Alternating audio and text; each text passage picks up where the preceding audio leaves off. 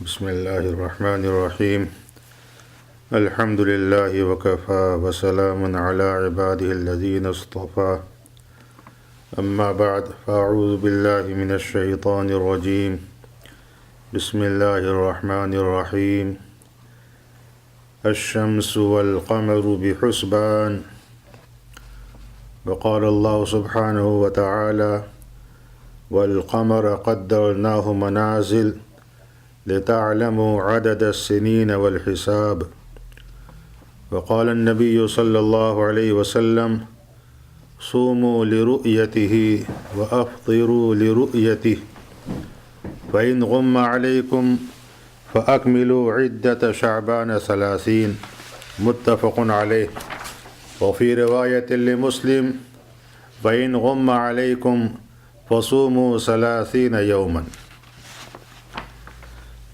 حضرات سامعین کرام، اللہ تعالیٰ کا شکر ہے کہ ہم لوگ مرد اور عورتیں اس ملک میں باامن زندگی گزار رہے ہیں، اور اللہ تعالیٰ نے ہمیں دین اسلام کی سعادت بخشی ہے۔ الحمدللہ الذی ہدانا للاسلام وما كنا لنهتدی لولا ان ہدانا اللہ۔ یہ صرف اللہ تعالیٰ کی توفیق ہے، اس کا شکر اور احسان ہے کہ ہم لوگ اسلام سے مالا مال ہیں، اور نبی آخر الزماں خاتم النبیین حضرت محمد الرسول اللہ صلی اللہ تعالیٰ علیہ وسلم کے امتی ہیں۔ ہماری شریعت محمدیہ شریعت اسلامیہ کہلاتی ہے۔ شریعت اسلامیہ میں مختلف احکام ہیں جو انسان کی زندگی کو بنانے اور سنوارنے کے لیے مقرر کیے گئے ہیں، جن میں نماز، روزہ، زکوٰۃ اور حج، یہ 4 ارکان خاص طور پر ہیں۔ جب انسان ان تمام احکام کی پابندی کرتا ہے، اسی طرح حقوق اللہ، حقوق العباد کا اہتمام کرتا ہے، تو اس کی زندگی شریعت مطہرہ کے آئینے میں ڈھل جاتی ہے۔ اللہ تعالیٰ بھی اس سے راضی ہوتے ہیں اور دنیا بھی اس کی پرامن گزرتی ہے۔ اللہ تعالیٰ آخرت میں بھی اس کے ساتھ خیر کا معاملہ فرمائیں گے۔ یہ رجب کا مہینہ شروع ہو چکا ہے، اور اس کے بعد بہت جلد وہ خاص مہینہ آئے گا جس میں اللہ نے ایک اہم ترین حکم کے ادا کرنے کا ہمیں حکم دیا۔ نماز تو انسان کی سالانہ ہے، ماہانہ ہے، یومیہ ہے۔ پورے سال، پورے مہینے اور پورے دن میں دن کے 5 اوقات میں ادا کی جاتی ہے۔ دوسرا حکم شریعت مطہرہ کا روزہ ہے، جو اللہ تعالیٰ نے سال کے 12 مہینے میں صرف ایک مہینہ رمضان کے مہینے میں مقرر کیا ہے۔ یہ رمضان کا مہینہ کب آئے گا، اس کے لیے اللہ تعالیٰ نے قرآن کریم کی آیات میں بھی اجمالی اشارہ کیا ہے، اور اس مہینے کو، رمضان کے روزوں کو، اللہ تعالیٰ نے چاند کی رویت پر موقوف کیا ہے۔ قرآن کریم میں ہے شہر رمضان الذی انزل فیہ القرآن، اور تمام صحیح احادیث میں رسول اللہ صلی اللہ علیہ وسلم کا یہ ارشاد وارد ہے، صوموا لرؤیتہ وافطروا لرؤیتہ، کہ چاند دیکھ کر روزہ رکھو اور چاند دیکھ کر عید کرو۔ ساتھ ساتھ اس بات کی ممانعت کر دی گئی ہے کہ جب تک رمضان کا چاند نظر نہ آئے تو روزہ نہ رکھو۔ چنانچہ حدیث شریف میں ہے لا یتقدمن احدکم بصوم یوم او یومین، تم میں سے کوئی آدمی رمضان کا روزہ 1 یا 2 دن پہلے سے شروع نہ کر لے، اس لیے کہ رمضان کی فضیلت رمضان کے مہینے سے، چاند کے دیکھنے سے وابستہ ہے۔ اس سے پہلے کا روزہ نفل روزہ کہلاتا ہے، سنت روزہ ممکن ہے کہلایا جائے، لیکن فرض نہیں۔ تو سنت اور فرض میں خلط ملط نہ ہونا چاہیے۔ اسی طریقے پر جب یہ رمضان کا مہینہ پورا ہو جائے تو پھر حکم ہے کہ آپ افطار کریں گے اور روزہ نہیں رکھیں گے، اور قطعی طور پر اس کی ممانعت کر دی گئی ہے کہ جیسے ہی رمضان کا مہینہ پورا ہوا، عید کا چاند نظر آ گیا، اب روزہ رکھنا حرام ہے۔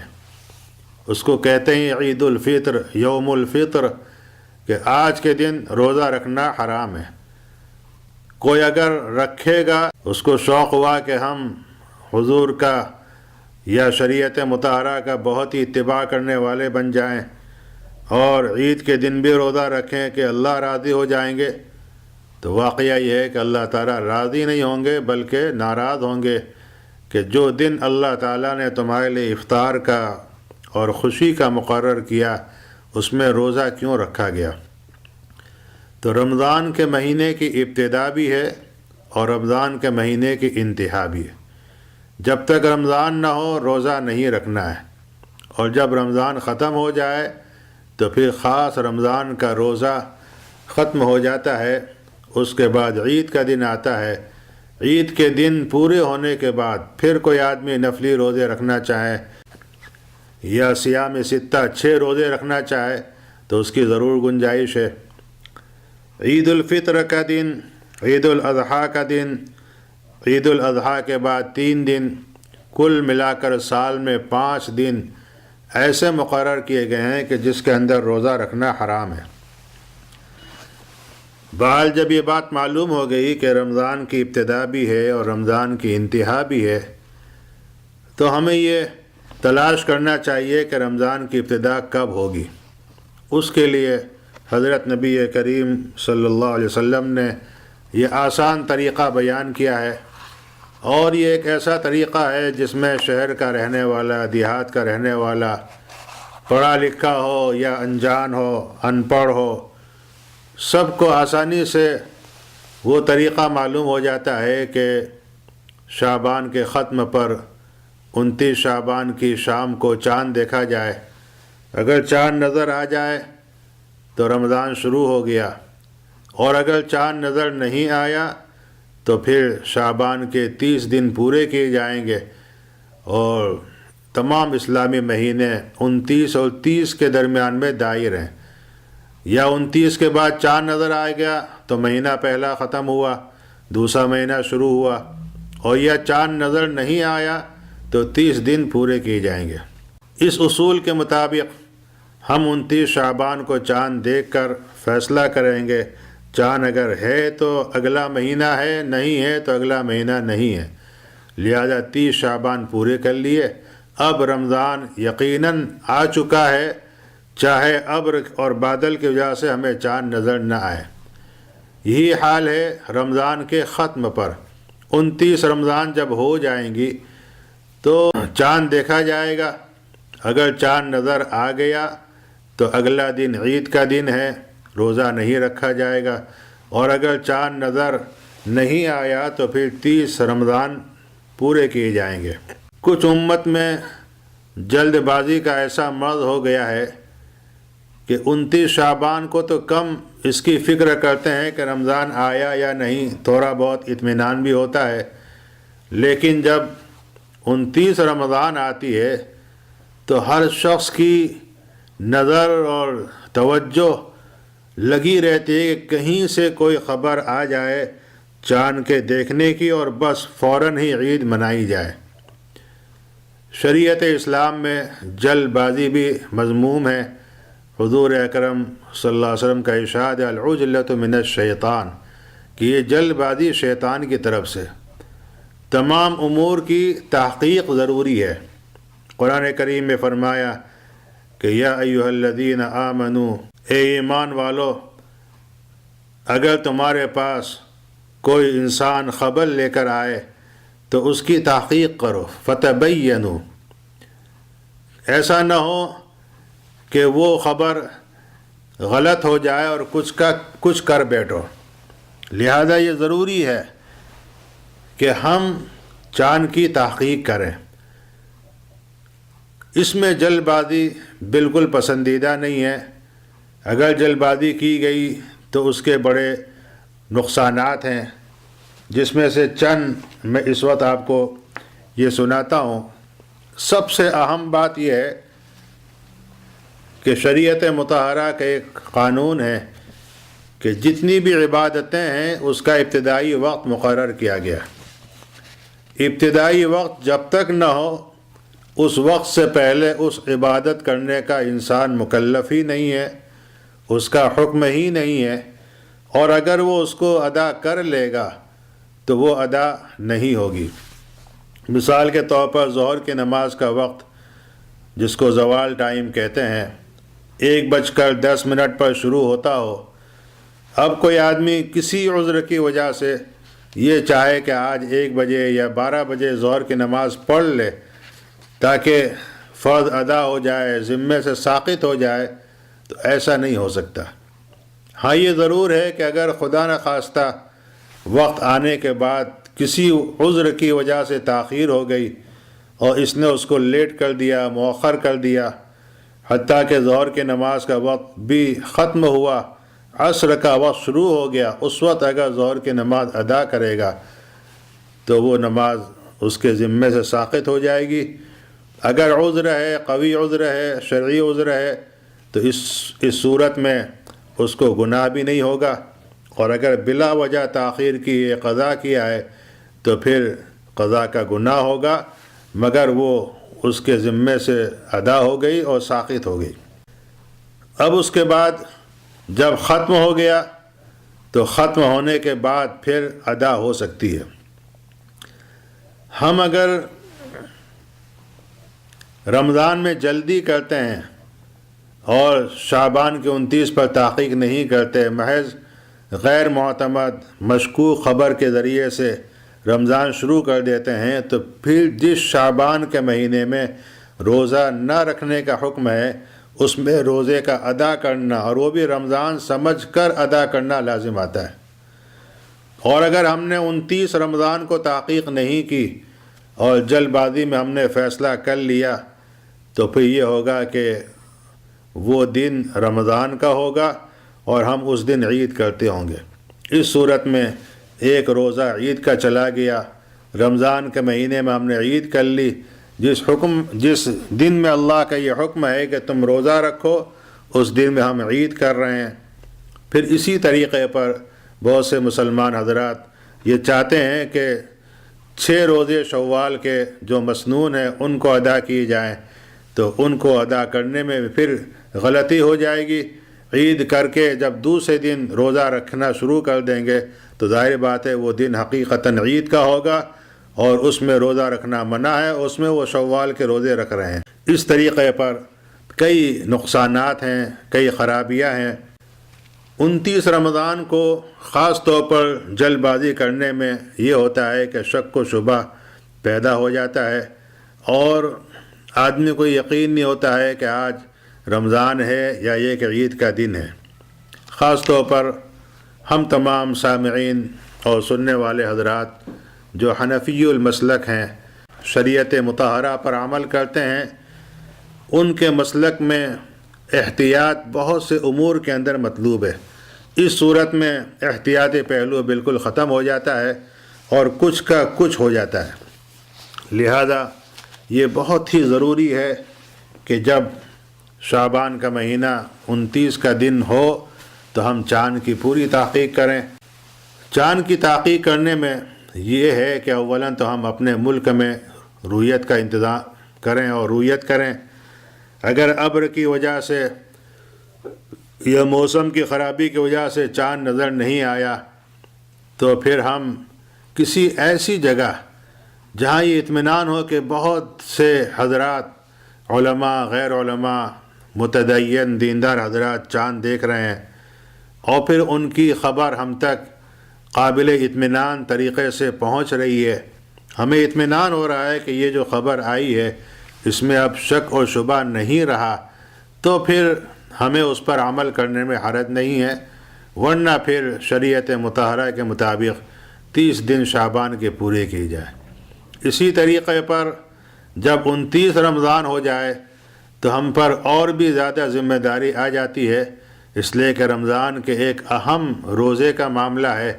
حدیث شریف میں آتا ہے کہ رمضان کے مہینے میں رمضان کے روزوں کی وہ فضیلت ہے کہ اگر آدمی نے اس دن روزہ نہیں رکھا اور کسی وجہ سے چھوڑ دیا تو بعد میں زندگی بھر بھی اس روزے کو ادا کرتا رہے قضا کی صورت میں، تو وہ ثواب جو اس کو رمضان کے ایک دن میں ملنا تھا وہ ثواب اس کو نہیں ملے گا۔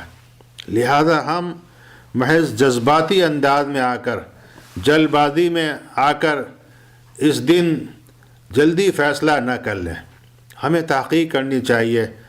ہو یہ رہا ہے اس ملک میں وسائل کی فراوانی ہے تو بعض ملکوں سے ایسی جلد خبر آ جاتی ہے کہ بھئی اس کے بعد ہم اس پر پورے طور پر آمادہ ہو جاتے ہیں، تیار ہو جاتے ہیں کہ ہمیں عید کرنی ہی کرنی ہے۔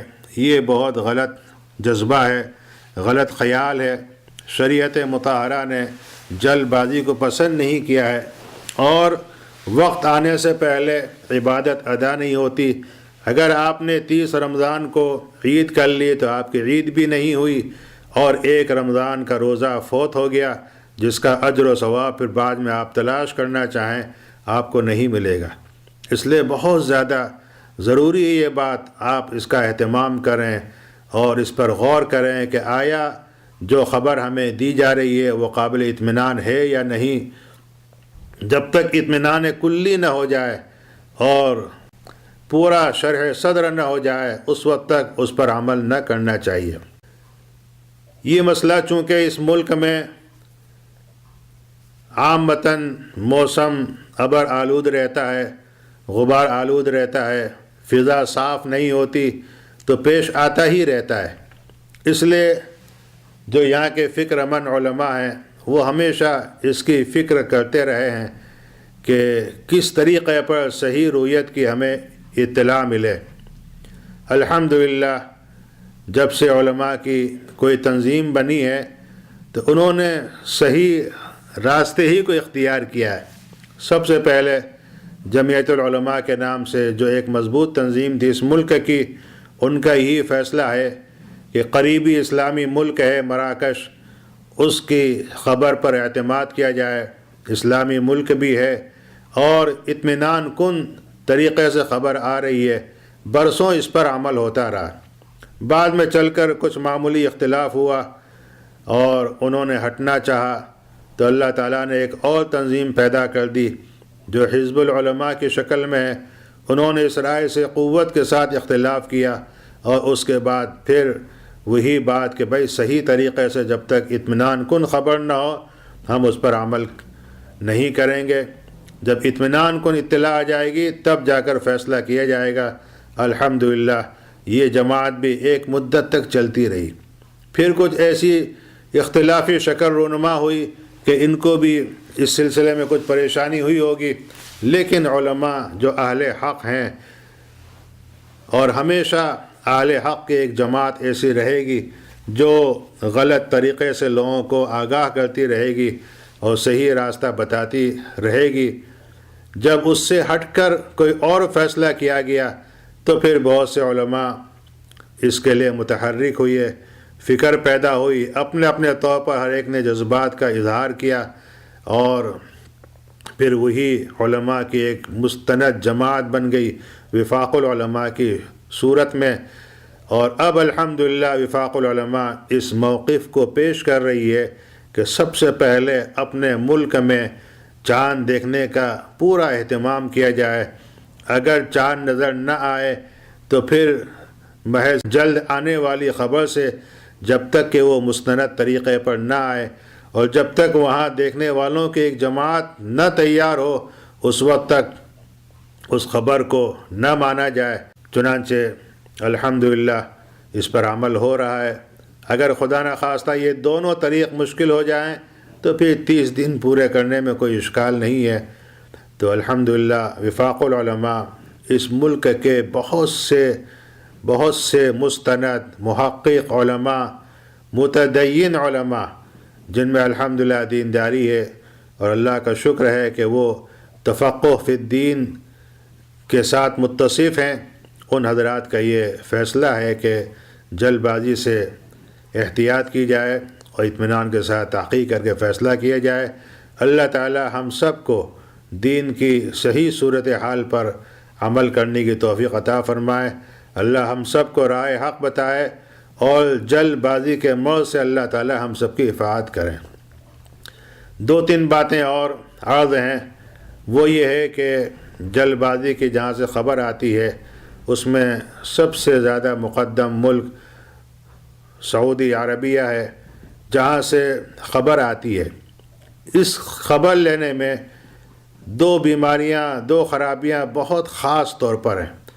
ایک تو یہ ہے کہ یہ تحقیق کرنا ناممکن ہے کہ آپ کو یہ پتہ چل جائے کہ بھئی یہ چاند کن لوگوں نے دیکھا ہے اور آیا دیکھنے والے معتمد ہیں، مستند ہیں یا نہیں ہیں۔ تجربہ یہ بتا رہا ہے، برسوں گزر گئے تحقیق کرتے ہوئے، لیکن چاند دیکھنے والوں کا صحیح علم اب تک نہیں ہوتا ہے۔ وہاں کی حکومت فیصلہ کرتی ہے اور اس کی اطلاع ہمیں ملتی ہے۔ پھر اطلاع ملنے کی صورت بھی دوسری خرابی جو ہو رہی ہے وہ یہ ہے کہ بہت ہی غیر مستند، غیر محقق طریقے پر ہو رہی ہے۔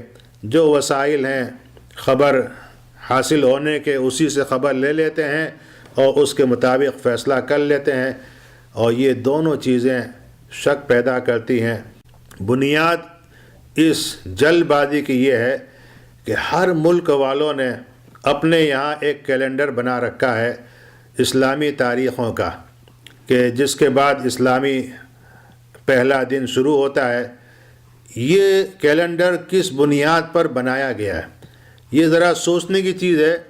دنیا اب بے خبر نہیں رہی، بچہ سائنس پڑھتا ہے، علماء بھی واقف ہیں، جانتے ہیں کہ دیکھیے اللہ تعالیٰ نے چاند کا نظام اس طریقے پر بنایا ہے۔ مفسرین، محققین، محدثین کی کتابوں میں لکھا ہوا ہے۔ علماء امت بتاتے ہیں کہ ہر مہینے ایک مستقل چاند ہے گویا، اور یکم کو طلوع ہوتا ہے، 28 دن وہ افق پر رہتا ہے، کبھی 28 دن کے بعد غروب ہو جاتا ہے، کبھی 29 پر غروب ہوتا ہے۔ اس کے بعد اسی حساب سے وہ 1 دن یا 2 دن غائب رہتا ہے اور پھر چاند دوبارہ نظر آنا شروع ہوتا ہے۔ یہاں پر 2 چیزیں ہوتی ہیں۔ ایک تو ہوتا ہے کہ چاند جب غروب ہو گیا اس کے بعد پھر نیا چاند بننا شروع ہوتا ہے، جس کو یوم ولادت کہتے ہیں، وقت ولادت کہتے ہیں، کہ کس وقت وہ چاند بننا، اور چاند تو موجود ہے۔ چاند کے بننے کا اور پیدا ہونے کا مطلب یہ ہے کہ وہ چاند روشنی والا، جس کی روشنی سے دنیا نفع اٹھا رہی ہے، اس میں روشنی کب سے آنا شروع ہوتی ہے۔ تو جس پہلے لمحے میں اس چاند کے کرے پر، اس کے گولے پر روشنی نمودار ہونی شروع ہوتی ہے، اس کا نام ہے ولادت قمر۔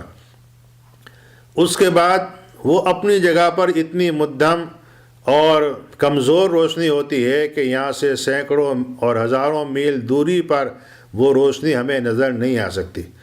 زمین پر رہنے والا انسان اس چاند کی روشنی کو جب دیکھنا چاہے تو اس کے لیے اس چاند کی روشنی کا بڑھتے رہنا ضروری ہے۔ بڑھتے بڑھتے ایک ایسی مدت آتی ہے کہ جس کے بعد وہ چاند دور رہنے والے انسانوں کو نظر آتا ہے۔ اس نظر آنے کی وقت کا نام ہے امکان رؤیت۔ حقیقت میں شریعت مطہرہ میں چاند کی ولادت پر مسئلے کا مدار نہیں ہے، وہ اپنی جگہ پر ہے، اور حکم یہ ہے صوموا لرؤیتی، چاند دیکھ کر روزہ رکھو۔ تو دیکھا جائے گا اس وقت جب دیکھے جانے کا امکان بھی ہوگا۔ تو امکان رؤیت یہ کوئی مستقل الگ چیز نہیں ہے، بلکہ جس چاند کو ہم دیکھ سکتے ہیں اس دیکھ سکنے کا وقت کا اندازہ، اسی کو امکان رؤیت بتایا گیا ہے۔ اس کے مطابق ہم چاند دیکھیں گے۔ جن ملکوں نے اپنا کیلنڈر ولادت قمر پر بنایا ہے، اس کے حساب سے جب غروب آفتاب ہوگا اور چاند دیکھنے کی کوشش کریں گے، چاند کبھی بھی نظر نہیں آئے گا۔ اور جن لوگوں نے رؤیت کے امکان پر، جس کو امکان رؤیت کہتے ہیں، اپنے ملک کا کیلنڈر بنایا ہے، چاہے وہ 29 پر بنایا ہو تب بھی چاند نظر آ سکتا ہے، چاہے 30 پر بنایا ہو جب بھی چاند نظر آ سکتا ہے۔ سعودی عربیہ کی ایک بڑی غلطی یہ ہے، اور جس کی انہوں نے باقاعدہ اس کا اقرار کیا ہے کہ ہم نے جو اپنا کیلنڈر بنایا ام القریٰ کا، وہ ولادت قمر پر بنایا۔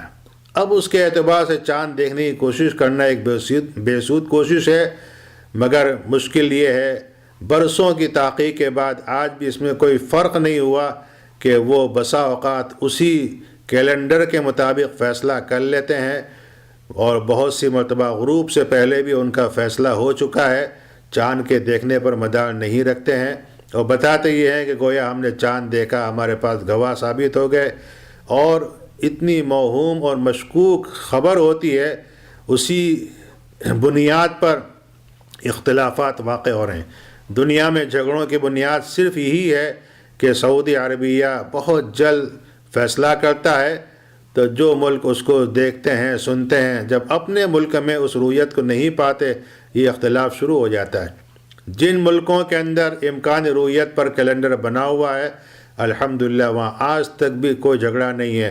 ہندوستان، پاکستان، بنگلہ دیش، مراکش، وہاں صحیح فیصلے ہو رہے ہیں، اور الحمدللہ وہ اطمینان کے ساتھ رمضان کی ابتدا بھی کر رہے ہیں، رمضان کا ختم بھی کر رہے ہیں۔ لہذا ضروری ہے کہ ہم اس غلطی کی ان کو وضاحت کریں، اور ہم ان سے کہیں کہ آپ کی اس غلطی کی بنیاد پر ہم عمل کرنے سے قاصر ہیں۔ آج کل یہ دھوکہ دیا جا رہا ہے کہ بھائی تحفظ حرمین کا مسئلہ ہے، حرمین شریفین پر یہودی سازشیں بہت ہی زیادہ مسلط ہو رہی ہیں، لہذا ہمیں اس کی موافقت کرنی ہے۔ دیکھیے، تحفظ حرمین ایک الگ مسئلہ ہے، اور چاند کا نظر آ جانا، اس کے بعد اس کا فیصلہ ہونا، یہ بالکل مستقل مسئلہ ہے۔ دونوں کو جوڑنے کا کوئی مطلب ہی نہیں بنتا۔ تحفظ حرمین کی ذمہ داری خود اہل حرمین پر آتی ہے، وہ ان اصول کا خیال کریں جو شریعت مطہرہ کے پیش نظر ہیں۔ انشاءاللہ اللہ تعالی حرمین کی حفاظت کریں گے، اور حرمین انشاءاللہ قیامت تک محفوظ رہے گا۔ اللہ تعالی غیروں کے تسلط سے اس کو پاک رکھیں گے۔ اگر چاند کے سلسلے میں وہ غلطی کر رہے ہیں تو ہمیں اس غلطی کی وضاحت کرنا یہ تحفظ حرمین کے خلاف نہیں ہے۔ اسی طرح کسی بھی مسئلے کے اندر ان کی کوئی غلطی ہو، یا کسی بھی ملک کی کوئی غلطی ہو، تو اس کو بتانا یہ کوئی ان کے فضل و کمال کے اندر کمی پیدا نہیں کرتا۔ کوئی آپ کے بزرگ ہوں، آپ کے مخدوم ہو، معمر ہو، اور انہوں نے عمدہ قسم کا کپڑا پہنا ہو، اور اتفاق سے اس قمیص اور کرتے کے دامن میں پیچھے کی جانب کوئی گندگی لگ جائے، کوئی غلاظت لگ جائے، تو ظاہر ہے کہ ان بزرگ کو اس کا پتہ نہیں چلے گا، مخدوم کو پتہ نہیں چلے گا۔ اگر آپ نے چھوٹے ہو کر بتا دیا کہ حضرت آپ کے قمیص پر فلاں چیز لگ گئی ہے، اس کو دھو ڈالو، تو اس کی وجہ سے ان کی بزرگی میں کوئی کمی نہیں آتی۔ بہرحال تحفظ حرمین کا مسئلہ بالکل مستقل ہے، وہ اپنی جگہ پر ہے، اور رویت ہلال اور ہلال کی رویت پر رمضان اور عید کا فیصلہ کرنا مستقل مسئلہ ہے۔ اللہ تعالی ہم سب کو توفیق عطا فرمائے کہ ہم صحیح طریقے پر عمل کریں، اور غلط طریقے سے اور نہ بننے والے چاند سے ہم احتیاط کریں۔ ایک اور بات بھی جو بہت اہم ہے، بہت سے حضرات یہ کہہ دیتے ہیں کہ بھائی فلاں حضرات تو اس پر عمل کر رہے ہیں، تم کیوں مخالفت کر رہے ہو؟ وہ بھی بڑے علماء ہیں، مشائخ ہیں۔ تو میں اس وقت آپ کے سامنے چند اکابر کے ملفوظات بہت مختصر ہیں سنا رہا ہوں، جس سے آپ کو یہ معلوم ہونا چاہیے کہ کوئی بھی عالم ہو یا کوئی بھی بزرگ ہو، ان کے عمل پر اعتبار نہیں ہے، شریعت مطہرہ کے اصول و ضابطے کو دیکھا جائے گا۔ اس سلسلے میں ہم سب کے اکابر، ہم سب کے شیخ المشائخ حیات اقدس شیخ الحدیث حضرت مولانا زکریہ صاحب رحمۃ اللہ علیہ نے اپنے ایک بہت ہی محبوب مسترشد اور خلیفہ کو ایک بات تحریر فرمائی، جو آج بھی ان کے مکتوبات میں موجود ہے۔ فرمایا اس میں شیخ زکریہ نے کہ ایک چیز میں نے سہارنپور میں بھی اور حجاز میں بھی تم کو خاص طور سے بار بار تاکید کی کہ مجھ ناپاک کے کسی فعل کو حجت نہ بنانا، اس کی خاص طور سے تمہیں نصیحت کرتا ہوں۔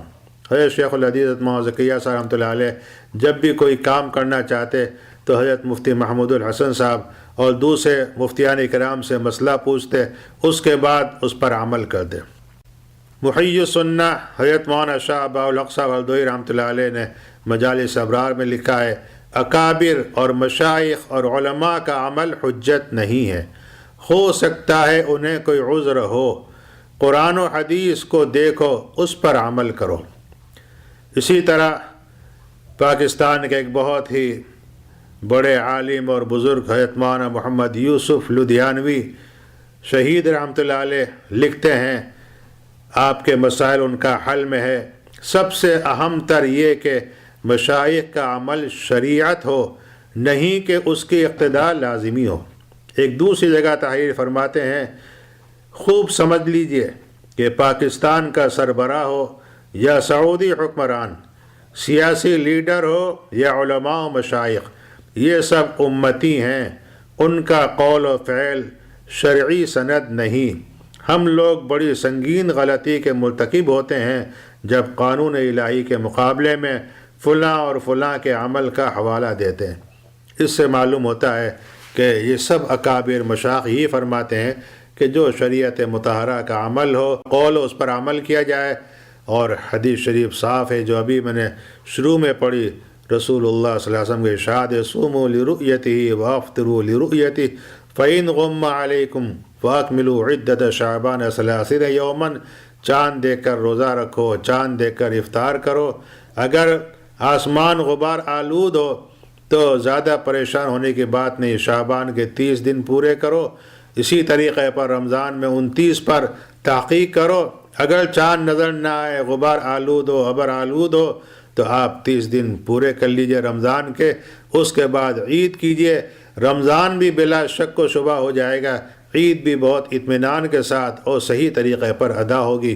اللہ تعالی ہمیں صحیح طریقے پر عمل کی توفیق عطا فرمائے، اتباع سنت، اتباع شریعت کو ہمارے ہاتھ سے جانے نہ دے۔ وآخر دعوانا الحمدللہ رب العالمین۔